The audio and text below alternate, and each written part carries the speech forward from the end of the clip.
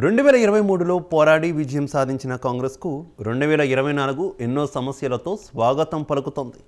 రానున్న కాలం తెలంగాణ ముఖ్యమంత్రి రేవంత్ రెడ్డికి కత్తి మీద సాములా కనబడుతోంది. ఇటు పార్టీ అటు ప్రభుత్వంలో ఎదురయ్యే సవాళ్లు అధిగమించగలరా? కాంగ్రెస్లోని సీనియర్లను హ్యాండిల్ చేయగలరా? లోక్సభ ఎన్నికలు లిట్మస్ టెస్ట్గా భావిస్తున్నారా? ఇక బీఆర్ఎస్ బీజేపీ వ్యూహాలకు ప్రతి వ్యూహాలు పనగలరా? రాబోయే రోజుల్లో పార్టీ ప్రభుత్వం పరంగా ఎదుర్కొనే సమస్యలేంటి? రేవంత్కి ముందుంది ముసళ్ళ పండగేనా? Let's watch the story.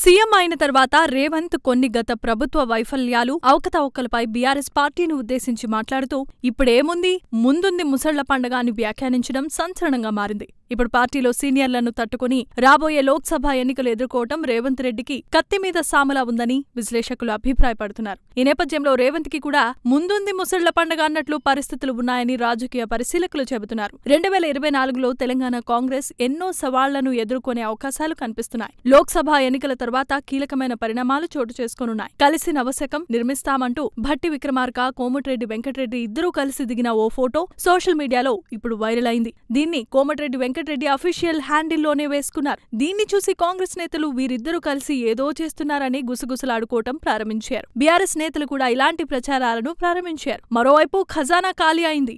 ఆదాయం జానెడు, పథకాలు మూరెడులా రాష్ట్ర ఆర్థిక పరిస్థితి నెలకొంది.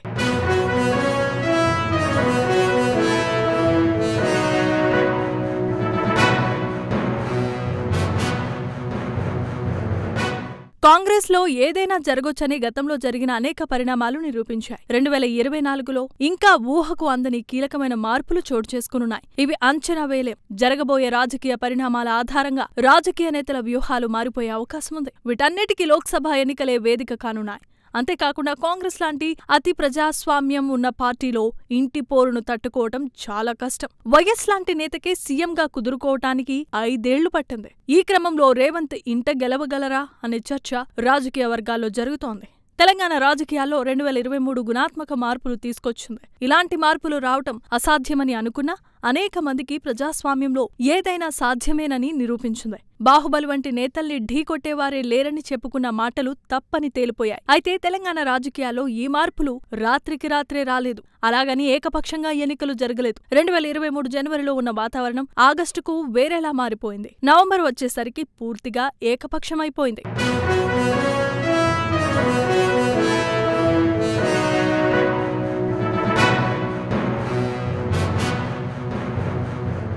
అయితే అంతటితో విజయం పరిపూర్ణమైపోలేదు. అసలు టెస్ట్ 2024 లోక్సభ ఎన్నికల రూపంలో ఉన్నాయి. కాంగ్రెస్ ప్రభుత్వం 6 నెలలు లేదా ఏడాది అన్న నమ్మకంతో బీఆర్ఎస్ బీజేపీలు ఉన్నాయి. ఈ దశగా 2 పార్టీలు కలిసి పనిచేస్తాయా అనే సందేహం రాజకీయ వర్గాల్లో వ్యక్తమవుతోంది. పార్లమెంట్ ఎన్నికల్లో 10 సీట్లు కాంగ్రెస్ గెలుచుకుంటే రేవంత్ రెడ్డికి తిరుగుండదు. అదే లోక్సభ ఎన్నికల్లో కాంగ్రెస్ పార్టీ పరిమితమైన సీట్లు సాధిస్తే మాత్రం బీఆర్ఎస్ బీజేపీ కలిసి ఆపరేషన్ ఆకర్ష చేపట్టడం ఖాయమని విశ్లేషకులు అంటున్నారు. గతంలో కర్ణాటక, మహారాష్ట్ర వంటి రాష్ట్రాల్లో బీజేపీ చేసిన సైలెంట్ ఆపరేషన్లే దీనికి నిదర్శనంగా చెబుతున్నారు. అయితే రేవంత్ రెడ్డి అన్ని రాజకీయాలు తెలిసిన వ్యక్తి. తన ప్రభుత్వాన్ని ఎలా కాపాడుకోవాలో ఆయనకు తెలియందేమీ కాదు. కానీ లోక్సభ ఎన్నికల్లో మంచి ఫలితాలు సాధించలేకపోతే ఆయన కూడా చేయగలిగిందేమీ ఉండదనేది విశ్లేషకుల భావన.